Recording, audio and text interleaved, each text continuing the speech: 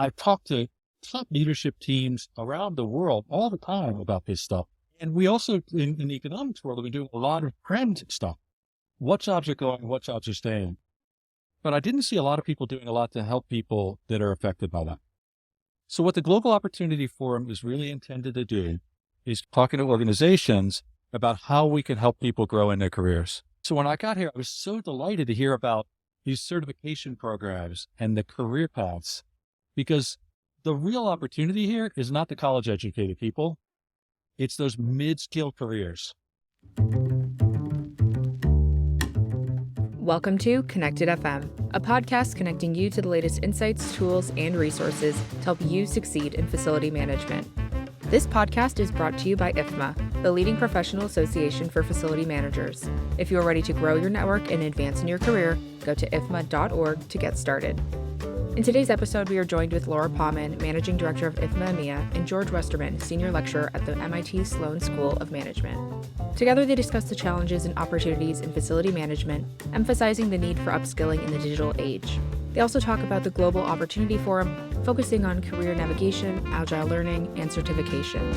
They also touch on tools like gamification and immersive learning experiences, highlighting the roles of organizations and managers in supporting employee growth, and much more. Now, let's get into it. Grow your career and expand your FM skills with the largest curated library of FM content. IFMA's knowledge library includes articles, case studies, research, videos, podcasts, webinars, templates, and more, all created and reviewed by industry experts from all around the world. Full members can access the library for free. Start reading today at knowledgelibrary.ifma.org.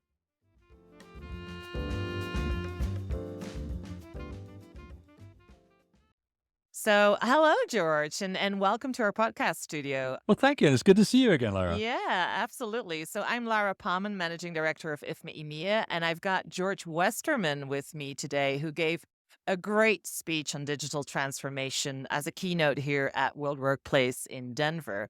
So, you've been here now having some impressions on the World Workplace conference. What are your thoughts when you went through the expo floor, when you met people, when you did your keynote? First thoughts. So the first thought is this is the biggest industry I didn't know anything about. Certainly I've been in facilities, but I've never actually thought really about the facility management problem. And so walking around here, you kind of have an entire universe in one sector. True. Right? From the people who are building buildings to running buildings, from the hourly employee up to the CEOs, you got the entire thing there. Exactly. And it's just fascinating. Yeah, it's huge. We've got 4,500 people here at the conference, so it's pretty impressive. For a lot of people, FM is so unknown, but when you come to events like this, it is a big thing. Yeah. The other thing fascinating for me is, I teach innovation and leadership, and I'm always talking about the cutting edge. And one of the things we always have to learn in the technology world is that there's a lot in organizations that's more than just plugging in technology. Right. And so the other thing, just walking the floor and talking to people, is there's some really advanced stuff happening here. You still have some old facilities that aren't ready for that. And so the question that always comes up is, where can we do it? But also, where do sometimes we think about we can't do it, but we might be able to, just as we're stuck in an old mindset. Yeah. Maybe you can start by introducing actually what you do, because a lot of people know you, George, but I'm sure that there are a few out there that don't know you yet. So I've been at the Sloan School, the management school at MIT, for about 20 years. And I do my work on leadership and innovation. Mm-hmm. And so we started this digital transformation work actually before the word was a word, about 12 years ago. And been doing a lot of work on that, and on how do you build up an innovative digital culture, and on how do you transform your companies over time. And the last few years, I've been focusing on something that isn't getting enough attention, which is, as we're transforming these jobs, as we're transforming these companies, how are we helping people get ready for that? How are we helping them transform in their careers? Yes. And so that's called the Global Opportunity Forum, and we're doing a lot of good work there. Exactly. That's what we're talking about today, the Global Opportunities Forum, and how FMs could and should prepare for the future, actually. Now, the skills gap is a global challenge nowadays. And when you walk here around the expo floor and you meet up with companies here, everybody is looking for skilled professionals. It's really a global thing. The pandemic led to the loss of about 255 million full-time equivalent jobs. So That's about 4 times the number lost in the global economic crisis in 2007 and 2009. So 1.6 billion people are working in the informal economy without a social safety net, and they were affected. So the problem was worse for people who have less formal education. But that's just the latest stage of an ongoing process. Now, while millions were affected by the pandemic, this challenge has been with us for years. Now, the opportunity for decent work and career growth is the next wave in global sustainability. It's a fundamental right for all individuals and a key driver of global prosperity. It's good for employees and for companies that employ them. Now, working together, collaborating organizations can help make change happen for individuals and their employers and their communities. Now, can you tell us a little bit more about the initiative, the Global Workforce Initiative and the Global Opportunities Forum? What's that about? Can you elaborate a little bit on that? Well, can I talk first a little bit about what you just said? Because I believe it, and then why we did the Global Opportunity Yes. Forum. As these bad things happen, like the economic downturn of 15 years ago, the pandemic, they do tend to hurt the bottom. Oh, yes. The people at the top, they struggle a little bit, but the people at the bottom, the ones that are struggling anyway, tend to get hurt more. Yeah. And we saw it in the pandemic with the restaurant jobs going away, and a lot of office jobs where people won't come to the office. Right? Tourist industry, right? And that happens over and over again. But it also happens even when the bad things aren't happening, because often these automations that come in are either taking out the low-skill jobs, the low-pay jobs, or they are taking out the slightly higher skill jobs, but leaving the people at the bottom of the place still working at minimum wage or less. Exactly. And just doing not the best work in the world, right? Because computers can't do it yet. And so one of the things that we need to think about is how can we systematically help the people lower in the economic rung to move up out of those jobs? We need people to do those jobs, but you don't want to have to do those jobs the rest of your life. Yes. So how can we systematically do it? Because if we leave innovation and the economy to their jobs, we're not going to do that. Companies, governments need to help people do that better, and associations need to do that better. Right. So that's where I got into this question. I've been doing all this work on digital transformation and innovation.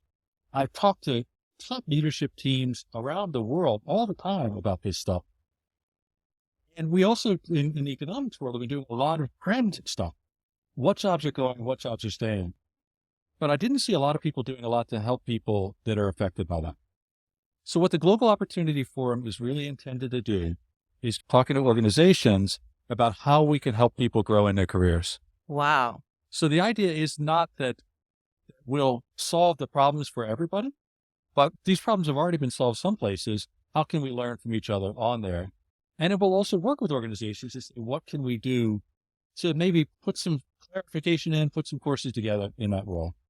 So one of the things that's really interesting about IFMA is you're already thinking about that kind of stuff. Exactly. Right. So when I got here, I was so delighted to hear about these certification programs and the career paths, because the real opportunity here is not the college educated people. It's those mid-skill careers. Yes. Yeah. And so, when my parents, other people in their family going to college, but their brothers and sisters could support a family on a middle skill career because that's how it worked at the time. Exactly. You can't do it anymore. Yeah. How can we help those people who may never go to college have a good career?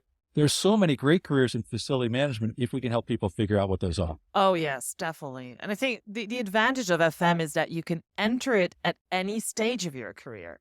It's really something that you can do it as a career of choice, but you can enter it when you, for example, come out of the military or after your military career, or if you just feel the need to change what you're doing nowadays.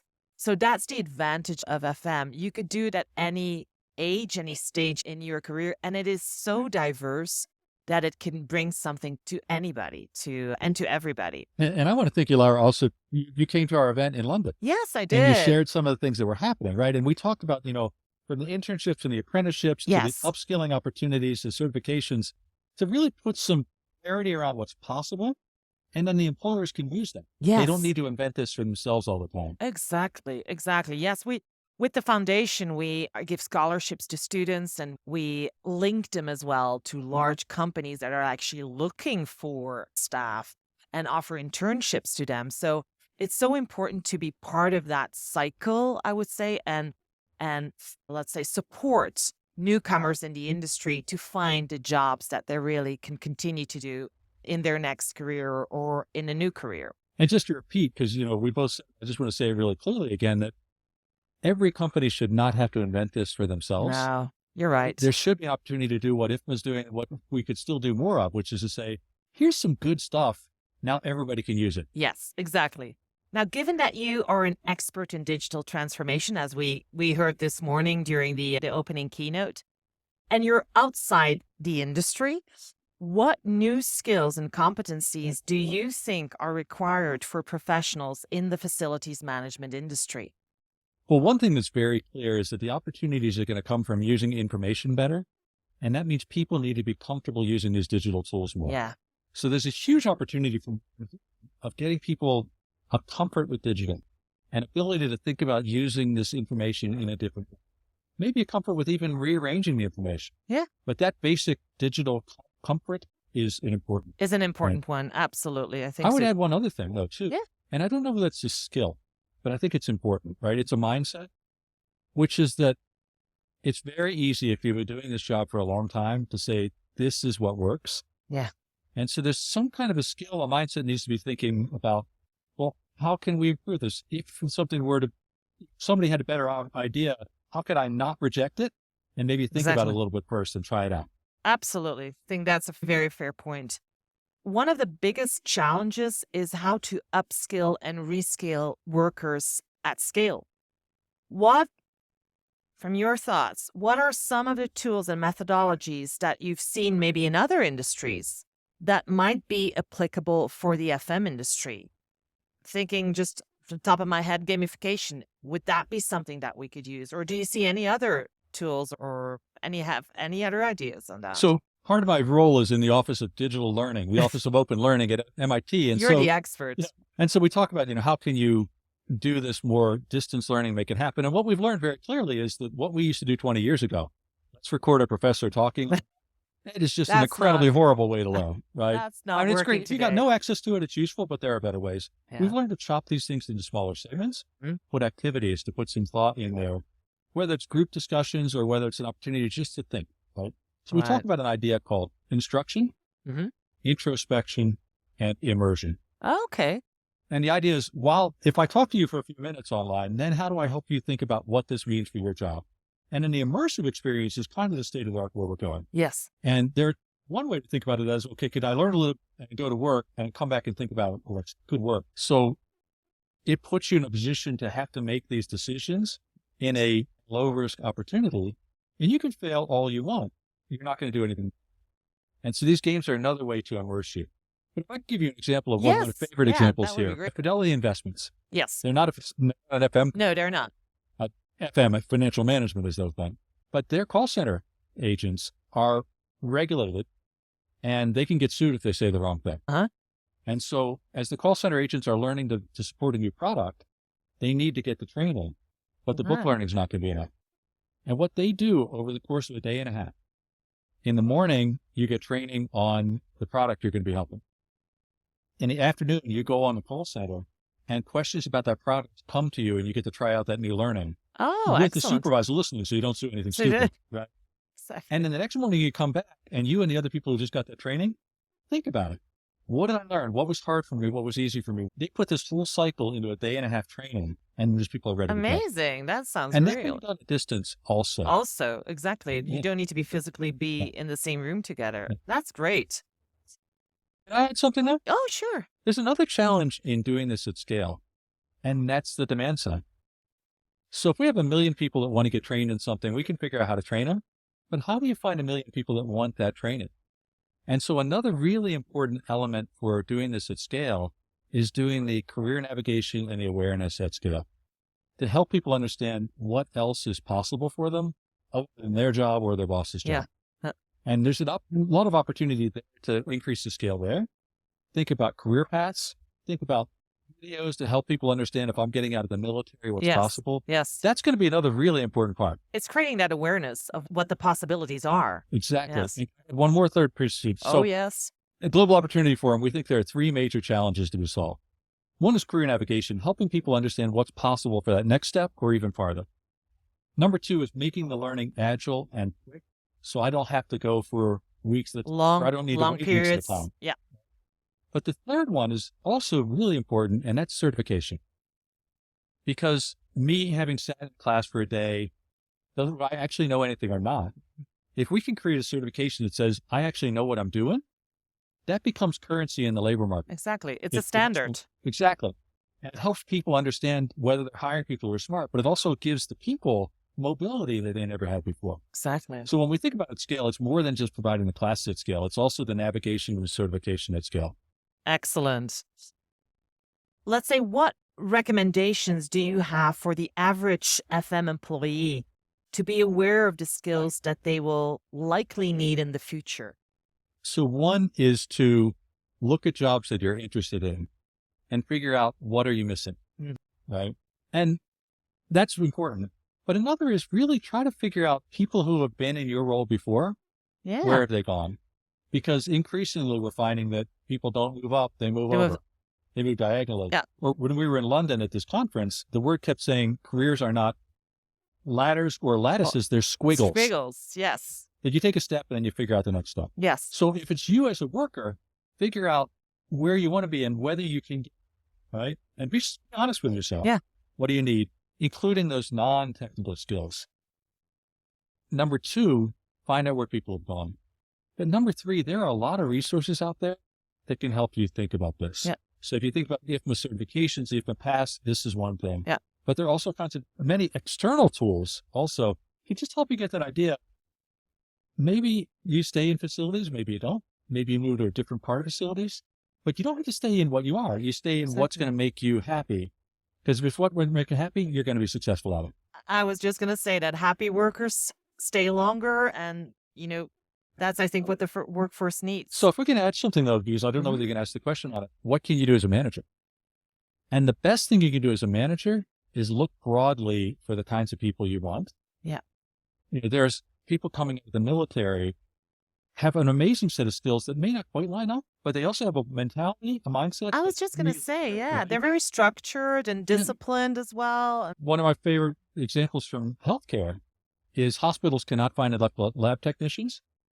And what they're doing is they're going to the kitchen staff and the front desk staff, and they're saying, you're a great worker, let's train you. That's a great example. These people would never think about that, but what are the possibilities? Yes. So as a leader, look broadly about how to develop people who are the right attitudes into the skills you need, as opposed to looking for them to start. Exactly. Because I also do think that it's a responsibility from the organizations and the managers in the organizations to help lift people within their organizations already, and also indeed look for the right people that they want to get in their organization. Absolutely. I really would like to thank you, George. This was a great conversation, and I hope to see you soon again, and I hope you enjoy the rest of World Workplace. Oh, thanks. Bye. Thank you so much for listening. I hope you really enjoyed this episode. And as always, please don't forget to rate, review, and subscribe to the podcast for more incredible content.